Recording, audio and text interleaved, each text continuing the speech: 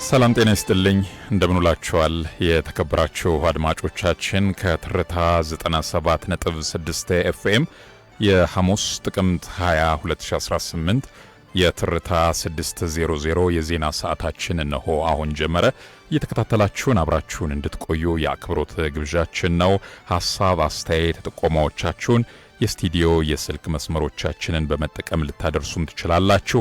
0116ን በማስቀደም በ68 46 22 እንዲሁም በ66 35 82 ላይ ብትደውሉ ሐሳብ አስተያየቶቻችሁን ተቀብለን የምናስተናግድ መሆኑን እንገልጻለን። የዕለቱን የትርታ 600 በመምራት እኔ ንጉሱ በሪሁን አብራችሁ ቆይታ የማደርግ ይሆናል። ተከታተላችሁን አብራችሁን እንድትቆዩ አክብሮት ግብዣችን ነው። የዕለቱን የትርታ 600 የምንጀምረው የሀገር ውስጥ የተሰሙ ጉዳዮችን በማስቀደም ይሆናል።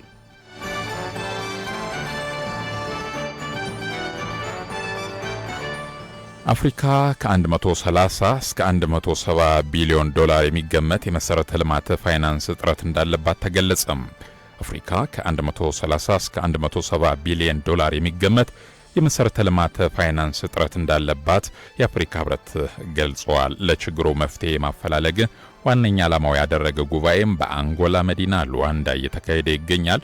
በአንጎላ ሉዋንዳ በተጀመረው ሶስተኛው የአፍሪካ መሰረተ ልማት ፋይናንስ ጉባኤ ላይ ንግግር ያደረጉት የአንጎላ ፕሬዝዳንትና የወቅቱ የአፍሪካ ህብረት ሊቀመንበር ጆዋ ሎሬንሶ አፍሪካ ከ130 እስከ 170 ቢሊዮን ዶላር የሚገመት የመሰረተ ልማት ፋይናንስ እጥረት እንዳለባት ተናግረዋል።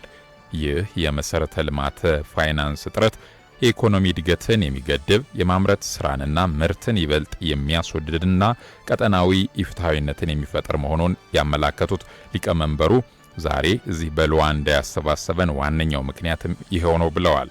ዛሬ እዚህ የተሰባሰብንበት ምክንያት በአሃዞች ፕሮጀክቶች ወይንም የፋይናንስ መንገዶች ላይ ለመወያየት ሳይሆን ከሁሉም በላይ እርስ በእርስ የተሳሰረች ዘመናዊና የማትበገር አፍሪካን እውን የማድረግ ህልማችንን በድጋሚ ለማረጋገጥ ነው ሲሉም ገልጸዋል። በመሆኑም በአፍሪካ የመሰረተ ልማት ፕሮግራም ማዕቀፍ ውስጥ በቅድሚያ ለተመረጡ የመሰረተ ልማት ፕሮጀክቶች የፋይናንስ መፍትሄ ማፈላለግ የጉባኤው ዋነኛ ዓላማ መሆኑን አመላክተዋል። የሉዋንዳው ጉባኤ የአፍሪካን ህብረትን የመሰረተ ልማት አጀንዳ ለማስፈጸም በጋራ ለሚደረገው ፖሊሲ የማውጣትና ሀብቶችን የማሰባሰብ ስራ አንድ እርምጃ ወደፊት የሚያራምድ ይሆናል የሚል እምነት እንዳላቸውም ሊቀመንበር ፕሬዝዳንት ሎሬንሶ ተናግረዋል። ካፒታል፣ ኮሪደሮች፣ ንግድ፣ በመሰረተ ልማት ላይ ኢንቨስት ማድረግ ለአፍሪካ አህጉራዊ ነጻ የንግድ ቀጠና ስምምነትና የጋራ ብልጽግና በሚል መሪ ሐሳብ በአንጎላ ሉዋንዳ እየተካሄደ የሚገኘውና ትናንትና የተጀመረው ሶስተኛው የአፍሪካ መሰረተ ልማት ፋይናንስ ጉባኤ እስከ ጥቅምት 21 2018 ሐሳብ ወደ ተግባር ለመቀየር ያለመ መሆኑን ከአፍሪካ ህብረት የተገኘው መረጃ ያመላክታል።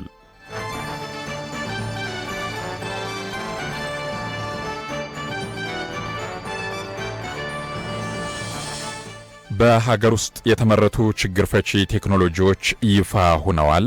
የክህሎት ኢትዮጵያ ፕሮግራም በርካታ የተደበቁና መታየት ያልቻሉ ክህሎቶች ወደፊት እንዲወጡ በማድረግ ለዘርፉ እድገት አይነተኛ አስተዋጽኦ እያበረከተ መሆኑን የስራና ክህሎት ሚኒስትር ሙፈሪያት ካሚል ገልጸዋል። የቴክኒክና ሙያ ስልጠና ኢንስቲትዩት በራስ አቅም የተመረቱ ተኪ የቴክኖሎጂ ምርቶችን አስተዋውቋል። የቴክኖሎጂ ውጤቶች የሉዓላዊነትና የተሟላ ሀገራዊ ነጻነት እውን ማድረጊያ መንገዶች ናቸው ያሉት የስራና ክህሎት ሚኒስትር ሙፈሪያት ካሚል ስንተባበር ወደ እድል የሚቀየሩ ፈተናዎች አሉ። ከነዚህ መሰናክሎች መፍትሄ ለማበጀት የጋራ ጥረቱ ወሳኝ ሚና እንዳለው ገልጸዋል። በፕሮግራሙ የተሳለጠ ሀገራዊ ኢኮኖሚያዊ እድገት ለማረጋገጥ የሚያስችሉ የቴክኖሎጂ ምርቶች እየወጡ ነው። ምርቶች ለበርካታ ወጣቶች የስራ እድል እየፈጠሩ ይገኛሉ ብለዋል። ባለፉት ዓመታት የተመረቱ የቴክኖሎጂ ውጤቶች ዘርፈ ብዙ አገልግሎት የሚሰጡ መሆናቸውን ያነሱት ሚኒስትሯ ዘርፉ ላይ እየተደረገ ያለው ሪፎርም በትክክለኛ መንገድ ላይ እንደሚገኝ የሚያረጋግጡ መሆናቸውን ገልጸዋል። የኢንስቲትዩቱ ዋና ዳይሬክተር ብሩክ ከድር በበኩላቸው ፈጠራን በማበረታታት ፍጥነትን በመጨመር መስራት የሚጠበቅብን ወቅት ላይ እንገኛለን ብለዋል። ተቋሙ ችግር ፈቺ ቴክኖሎጂዎችን ለመስራት በርካታ ተግባራት አከናውኗል። የበለጸጉ የቴክኖሎጂ ውጤቶችም የቴክኒክና ሙያ ስልጠና ዘርፍን አቅም የሚያንጸባርቁ መሆናቸውን ነው የገለጹት።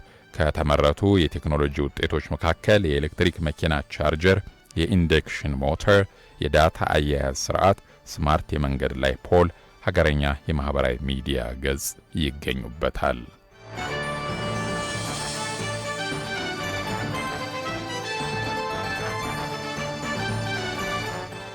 በ3 ወራት ውስጥ 13443 የሳይበር ጥቃት ሙከራዎች መደረጋቸውን ኢንሳ አስታወቀም።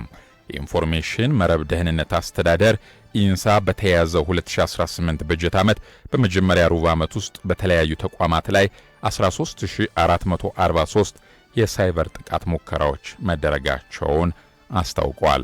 የመከላከል አቅሙ 97.8 በመቶ መድረሱም ተገልጿል። ተቋሙ ይህንን የገለጸው የ2018 በጀት ዓመት እቅድና የመጀመሪያውን ሩብ ዓመት የእቅድ አፈጻጸም ሪፖርት ለሕዝብ ተወካዮች ምክር ቤት የውጭ ግንኙነትና ሰላም ጉዳዮች ቋሚ ኮሚቴ ባቀረበበት ወቅት ነው።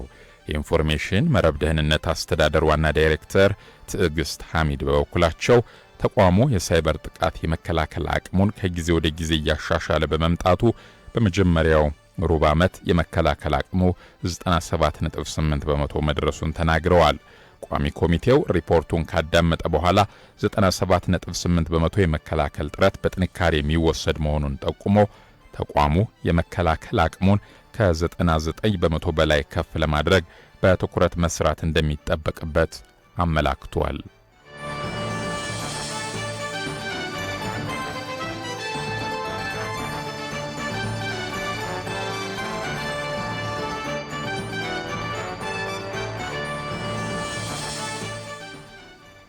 ከትርታ 97.6 ኤፍኤም ወደ እናንተ በመድረስ ላይ የሚገኘውን የሐሙስ ትርታ 600 የዜና ሰዓታችንን ነው በማድመጥ ላይ የምትገኙት። አብራችሁን ስለሆናችሁ እየተከታተላችሁን ስለሆነ ከልብ እናመሰግናለን። በማስከተል ወደ ዝርዝር ዘገባችን ነው የምናልፈው። የዕለቱ የዝርዝር ዘገባችን ትኩረቱን የመድኃኒት አቅራቢዎች በተለይ በዘርፉ ያሉ ችግሮችን ለመቅረፍ በተለይ መጉላላቶችንም ለማስወገድ ዘርፉን ዲጂታል ማድረግ እንደሚያስፈልግና ትኩረት ተሰጥቶ መስራት እንደሚገባው ገልጸዋል። እሱም በማስመልከት የተዘጋጀ ነው። ዝርዝር ዘገባውን አድምጠን መልሰን እንገናኛለን። በመድኃኒት አቅርቦት ዘርፍ የተሰማሩ አስመጪዎች በዘርፉ የሚታየው የዲጂታል አተገባበር ቀልጣፋ እንዲሆን ጠይቀዋል። የአገልግሎት አሰጣጡ ላይ የሚስተዋሉ ጊዜ የሚወስዱ አሰራሮች ለመጉላላት እየዳረጋቸው እንደሆነም ነው የገለጹት። በጉዳዩ ላይ ከትርታ ጋር ቆይታ ያደረጉት በኢትዮጵያ የምግብና መድኃኒት ባለስልጣን የኢንፎርሜሽንና ቴክኖሎጂ ቁጥጥር ከፍተኛ ኦፊሰር ፋሲል ኃይለማርያም ተከታዩን ምላሽ ሰጥተዋል። እንግዲህ አገልግሎት አሰጣጡ በዋናነት በኢትዮጵያ ምግብና መድኃኒት ባለስልጣን የተሰጡት ማንዴቶች አሉ። ምርት ወደ ሀገር ሲገባ ሲመረት ያሉትን ሂደቶች አገልግሎት አሰጣጡ ላይ አስመጪ፣ የአከፋፋይ፣ የአምራች እነዚህን በምግብ፣ በመድኃኒት፣ በሕክምና መሳሪያ፣ በኮስሞቲክስ፣ በትንባሆ ዙሪያ እነዚህን አገልግሎቶችን ሲሰጥ ቴክኖሎጂውን ተጠቅሞ ዲጂታላይዝ የሆኑ ስራዎችን ይሰራል። በዚህም መሰረት እንግዲህ በፈረንጆቹ አቆጣጠር ከ2017 ጀምሮ የተለያዩ ሞጁሎችን በማስቀመጥ ከዚህ ከብቃት ማረጋገጫ፣ ምርት ምዝገባ እንዲሁም ደግሞ ወደ ሀገር ሲገባ ምርት ያሉትን ስራዎች በቴክኖሎጂ ታግዞ አገልግሎቶችን ለሁለት ይሰጣል።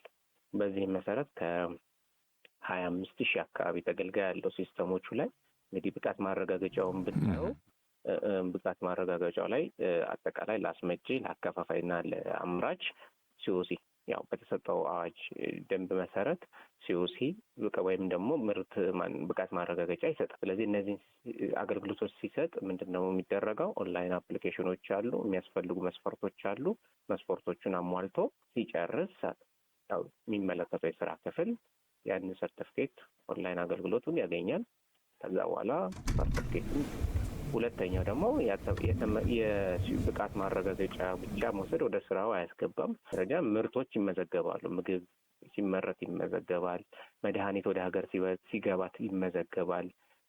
እንዲሁም ደግሞ አምራችም ሲሆን የሚያስመርተው ምርት ብቃት ማረጋገጫ ሲስተም ጋር ተያይዞ ደግሞ የምርት ምዝገባ ስርዓት ሲስተም አለው። ሬጅስተር የምንለው እዛ ላይ ፕሮዳክቱን ያስመዘግባል። ከተመዘገበ በኋላ ያንን ለዛ ደግሞ ሰርቲፊኬት ይሰጠዋል። ያንን ከዛ በኋላ በየአመቱ የሲኦሲ ይታደሳል። የምርቱም ደግሞ ባስቀመጡለት በህጋቸው ደንቡ መሰረት ያንንም ያሳድሳል ማለት ነው። ሶስተኛው እንግዲህ ወደ ሀገር ሲገባ ነው። ምርቶች ወደ ሀገር ሲገቡ ቅድም እንዳልኩ የተመዘገበ ወይም ደግሞ በአንድም በሌላ መስኩል ተቋሙ የሚያውቃቸው ምርቶች ናቸው የሚመጡት። ስለዚህ እሱን ደግሞ መንግስት ያስቀመጠው የአንድ መስኮት አገልግሎት ሲስተሞች አሉ። እዛ ላይ የምርት ማስገቢያ ሪሊዝ አለው። እንደገና ደግሞ ኢምፖርት ፐርሚት የሚጠይቅባቸው መስፈርቶች አሉ። ዋንስ እነዛ ሪኳርመንቶች ዲዛይን ሲደረጉ ቤዝድ ኦን ዩዘር ሪኳርመንት ነው። አሁን ይህንን ከስተም ጉምሩክን የሰራው ሲስተሙ፣ እኛም አንድ እዛው ተገልጋይ ነን። ስለዚህ አሁን ባክ ኤንድ ፎርሶች አንደኛ ያልተሟላ ነገሮች ላይ ሊኖሩ ይችላሉ። ያልተሟሉ ነገሮች ሲሆን አታችመንቱ ላይ ወይም ደግሞ እንልከው አንድ ላይ ጨፍልቀው ሪኳርመንቶቹ ትክክል ሳይሆኑ ኮየሪ የመጠየቅ የመመላለስ ነገሮች አሉ። ያ ግን ሌብሉ ምንድነው እዛው ባለ ፖርት ኦፍ ኢንትሪያ ጋር ዲስከስ አድርጎ ነው ሶሉሽን ነው ወይ አፕሊኬሽኑን እንደዚህ ያስገባ ወይ እንደዚህ አድርጎ በሚል ቴክኒካሊ በሚሰጠው ሪኳርመንት መሰረት ነው። የተቋሙ የውስጥ አሰራር በየጊዜው ማሻሻያ እንደሚደረግበት ያነሱት ፋሲል ኃይለ ማርያም የሚቀርቡ ቅሬታዎችን መሰረት በማድረግ በቀጣይም በየጊዜው የአገልግሎት አሰጣጡን የተሻለና የተቀላጠፈ ለማድረግ እንደሚሰራ ለትርታ ገልጸዋል።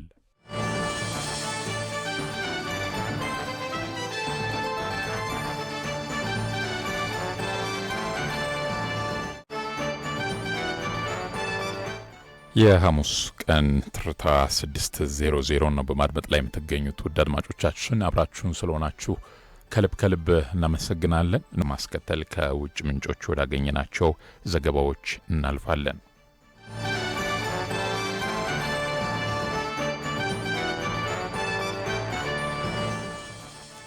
በታንዛኒያ ትናንት ከተካሄደው ሀገራዊ ምርጫ ጋር በተያያዘ የተፈጠረው የአደባባይ ላይ ህዝባዊ ተቃውሞን ተከትሎ በሀገሪቱ የሰዓት እላፊ መታወጁ ተሰምቷል።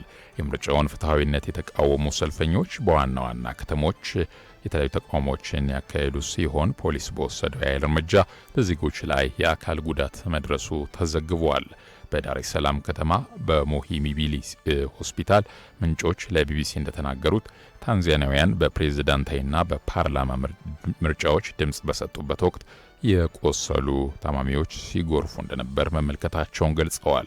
በምርጫው ጠንካራ ተፎካካሪ የነበሩት ዋነኛው የተቃዋሚ ፓርቲ መሪ በአገር ክህደት ወንጀል ተከሰው በእስር ላይ ስለሚገኙ ምርጫውን በስልጣን ላይ ያሉት ፕሬዝዳንት ሳሚያ ሱሉህ እንደሚያሸንፉ አስቀድሞ ሲገለጽ መቆየቱ ይታወሳል።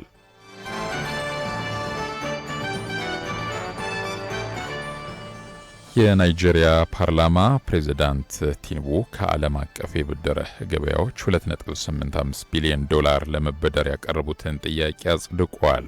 ይህ ጥቅል የመጀመሪያውን ሉዓላዊ የ$500 ሚሊዮን ወለድ አልባ ብድር እንደሚያካትት ተገልጿል። ፕሬዝዳንት ቲኑቡ እንዳሉት ገንዘቡ የበጀት ጉድለትን በከፊል ለመሸፈንና በህዳር ወር የሚከፈሉ የዩሮ ቦንድ ዕዳዎችን እንደገና ፋይናንስ ለማድረግ እንደሚያገለግል መግለጻቸው ተዘግቧል።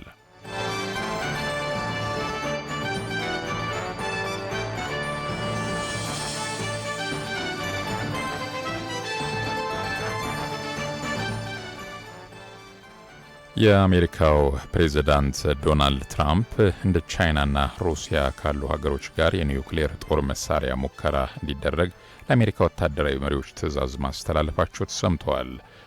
ፕሬዝዳንት ትራምፕ ከሳውዝ ኮሪያ እንዲሁም ከቻይናው መሪ ዢ ጂንፒንግ ጋር ከመገናኘታቸው በፊት በማህበራዊ ሚዲያ ገጻቸው ላይ በሌሎች ሀገሮች ፕሮግራሞችን በመሞከራቸው ምክንያት የኒውክሌር መሳሪያዎቻችን ሙከራ እንዲጀምሩ አዝዣለሁ ሲሉ ተናግረዋል።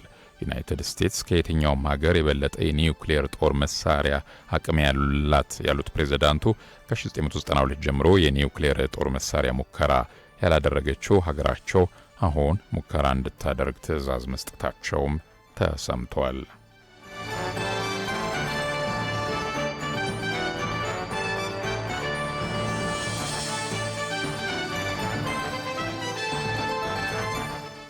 ትርታ 600 ነው በማድመጥ ላይ የምትገኙት ውድ አድማጮቻችን፣ አብራችሁን ስለሆናችሁ እያደመጣችሁን ስለሆነ ከልብ እናመሰግናለን። በማስከተል የቢዝነስ ዘገባዎችን ወደ እናንተ እናደርሳለን።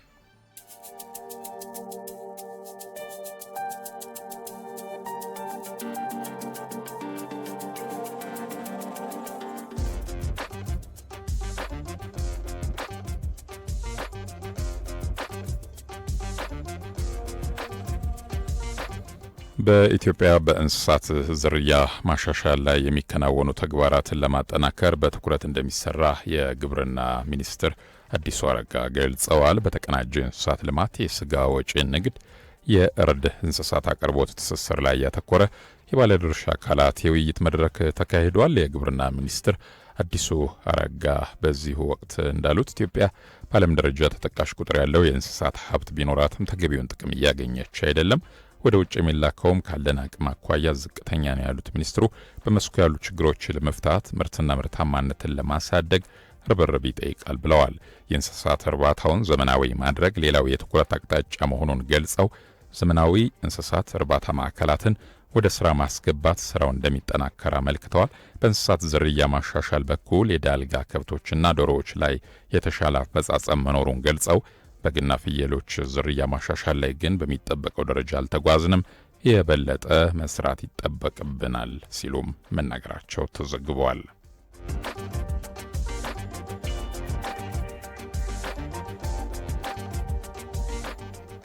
ስድስተኛው የአፍሪካ የመሬት ፖሊሲ ኮንፈረንስ ከህዳር 1 እስከ ህዳር 5 2018 በአዲስ አበባ ይካሄዳል። የመሬት አስተዳደር ፍትህና ካሳ ለአፍሪካውያንና ለዘርአ አፍሪካውያን የኮንፈረንሱ መሪ ሀሳብ ነው። የአፍሪካ ህብረት፣ የአፍሪካ ልማት ባንክና የተባበሩት መንግስታት ድርጅት የአፍሪካ ኢኮኖሚክ ኮሚሽን ኢሲኤ ኮንፈረንሱን በጋራ አዘጋጅተውታል። ከአፍሪካ ማህበራዊ፣ ኢኮኖሚያዊ፣ ታሪካዊና የአካባቢ ጉዳዮች ጋር የተጣጣሙና ለነባራዊ ሁኔታዎች ምላሽ የሚሰጡ የመሬት ፖሊሲ ምርጥ ተሞክሮዎች በኮንፈረንሱ ላይ ይቀርባሉ። ውጤታማና ተጠያቂነት የሰፈነበት የመሬት አስተዳደር ስርዓት መገንባት፣ ተቋማዊ አቅምን መፍጠርና የቁጥጥርና ክትትልን ማጠናከር በሚቻልባቸው ሁኔታዎች ላይ ምክክር እንደሚደረግ ኢዜአ ከአፍሪካ ህብረት ያገኘው መረጃ ያመላክታል።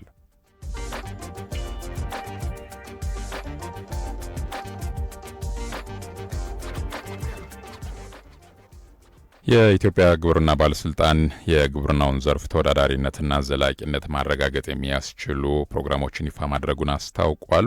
ሁለተኛው ቀጠናዊ የእጽዋትና እንስሳት ጤና አጠባበቅ ጉባኤ በአዲስ አበባ በመካሄድ ላይ ይገኛል። ጉባኤውን የኢትዮጵያ ግብርና ባለስልጣንና እንዲሁም የኢትዮጵያ ሆርቲካልቸር አምራቾችና ላኪዎች ማህበር በጋራ እንዳዘጋጁት ለማወቅ ተችሏል። በመርሃ ግብሩም የግብርና ሚኒስትር ዴኤታ ዶክተር መለሰ መኮንን፣ የኢትዮጵያ ግብርና ባለስልጣን ዋና ዳይሬክተር አምባሳደር ድሪባ ኩማን ጨምሮ አጋር አካላትና ጥሪ የተደረገላቸው እንግዶች መገኘታቸው ተዘግቧል።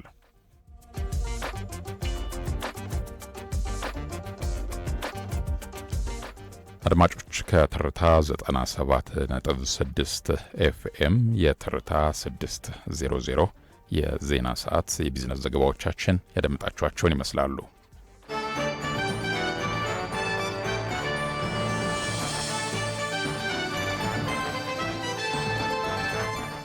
ትርታ 600 ላይ ትገኛላችሁ። አድማጮቻችን እየተከታተላችሁ እያደመጣችሁን ስለሆነ ከልብ እናመሰግናለን። የዛሬ ሐሙስ የትርታ 600 ከሀገር ውስጥና ከባህር ማዶ የተሰሙ ዋና ዋና አበይት ጉዳዮችን የዝርዝር ዘገባ፣ የቢዝነስ መረጃዎችን እንዲሁም የውጭ ጉዳዮችን ወደ እናንተ አደረስን። እናንተም እየተከታተላችሁ ሀሳብ አስተያየቶቻችሁን እያደረሳችሁን የጋራ ቆይታ ስላደረግን ከልብ እናመሰግናለን። ውድ አድማጮች ቀሪ የትርታ ሬዲዮ ፕሮግራሞች አምረው ደምቀው መሰማታቸውን ይቀጥላሉ። እኛ ግን በዚሁ ተሰናበትን። ብሩህ ቀን ይሆንላችሁ።